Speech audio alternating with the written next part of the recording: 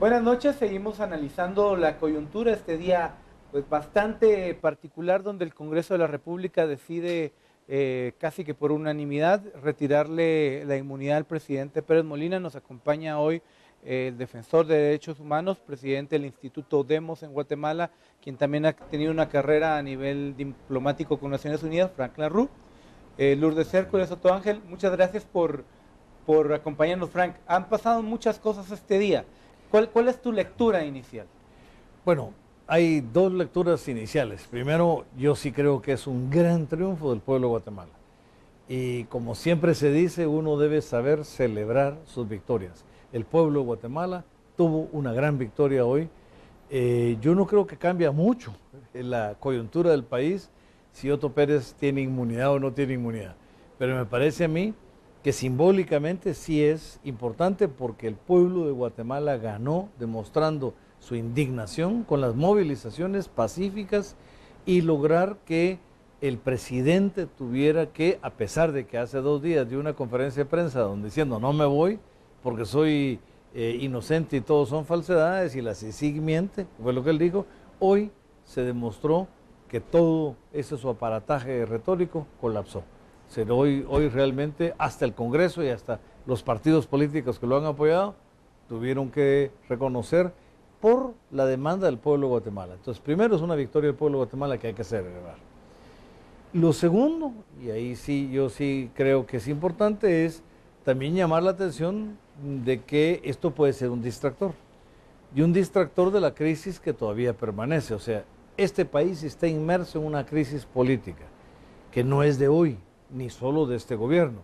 Este gobierno la agravó por el exceso de poder, de ejercicio de poder, la manipulación del poder, que se creían todopoderosos y llegaron a los niveles extremos de corrupción. Y fueron detectados por la CICIG y por el Ministerio Público, por todo el mundo y denunciados. Pero esta crisis es una crisis que se ha venido acumulando de debilidad del Estado guatemalteco. Es una crisis de impunidad, debilidad del sistema de justicia, es una crisis de los partidos políticos, es una crisis del sistema electoral mismo que debe necesariamente que llevarnos a una reforma a la ley electoral. Entonces hoy los partidos llegaron a 132 votos, si mal no recuerdo, para quitarle la inmunidad a Otto Pérez, dar lugar al antejuicio, pero se rehúsan a la reforma a la ley electoral. ¿Por qué? Porque eso los afecta a ellos, a las y los diputados directamente. Entonces me parece una incongruencia, digamos, o sea, se resuelve un tema simbólico, que es el de la corrupción del presidente, pero no se resuelve el problema fundamental, que es el de cambiar las reglas del juego del sistema político. Frank, hablamos en estos momentos de este hecho como un distractor del proceso electoral, pero ¿puede a su vez tener algún efecto sobre el proceso electoral y sobre las nuevas autoridades que sean electas? No, yo creo que sí va a tener un efecto sobre el proceso electoral.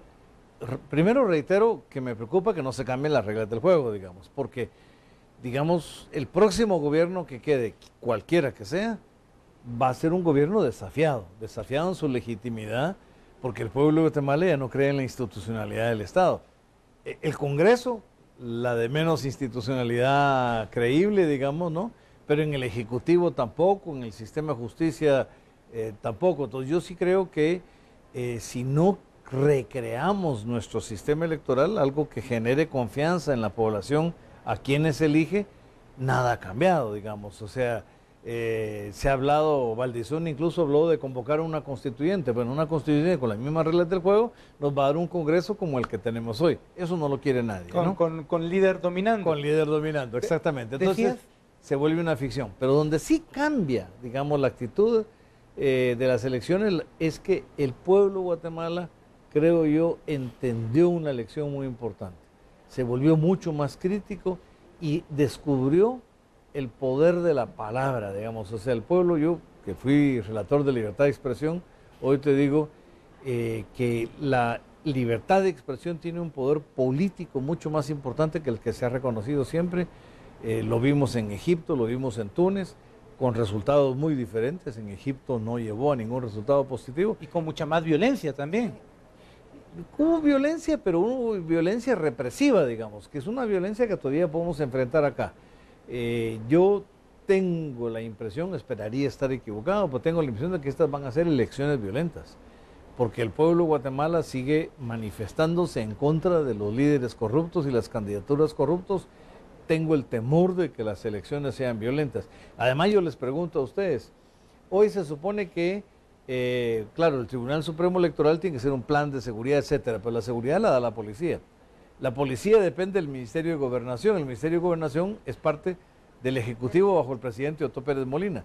¿Quién está dirigiendo hoy el plan de seguridad de este gobierno? Un presidente que ha sido en este momento declarado como perdedor de su inmunidad porque hay suficientes evidencias para iniciarle un proceso penal. Y que, a ver, en consonancia con eso, hoy vimos cómo había un clamor para que la policía actuara para mover a la gente de UAS y no pasó. Pero yo quería pasar Porque además los llevó el presidente. Ojo, porque yo lo dije recientemente en varias declaraciones, que este es el momento de la transparencia de los gobernantes, la transparencia de los partidos políticos, la transparencia de los empresarios, que eso no ha salido en la línea todavía, pero también de la sociedad civil, de todos nosotros. Hay movimientos sociales que se corrompieron y que se vendieron al régimen, los que estaban hoy frente al Congreso, pero la evidencia fue hoy, de los que estaban frente al Congreso movidos por Otto Pérez, pero también hay movimientos campesinos que salieron en los periódicos recientemente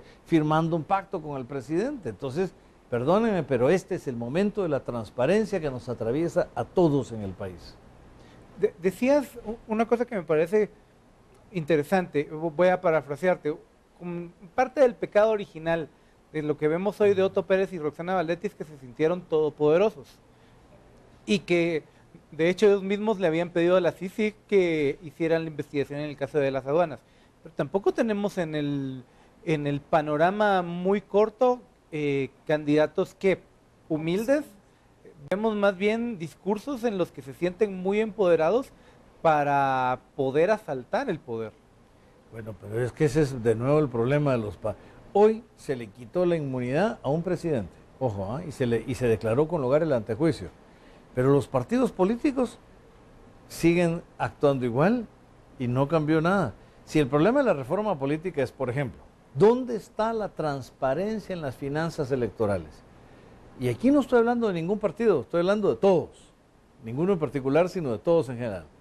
¿Dónde está la declaración de las contribuciones, de las donaciones, en dinero y en especie? En especie que puede ser especie física o puede ser especie publicitaria, digamos, en espacios comerciales.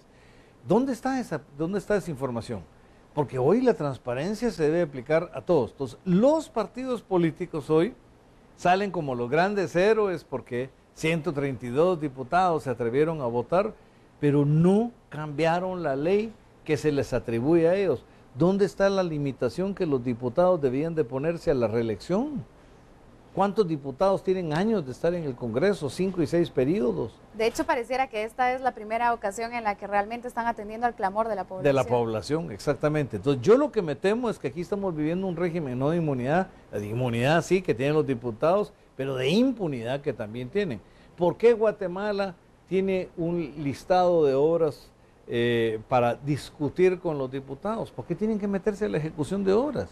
Y que se salta todo el proceso de discusión a lo interno. Así es. Frank, si los diputados lo que hacen es legislar. Tenemos que hacer una pausa comercial. Por favor. Vamos a un corte comercial.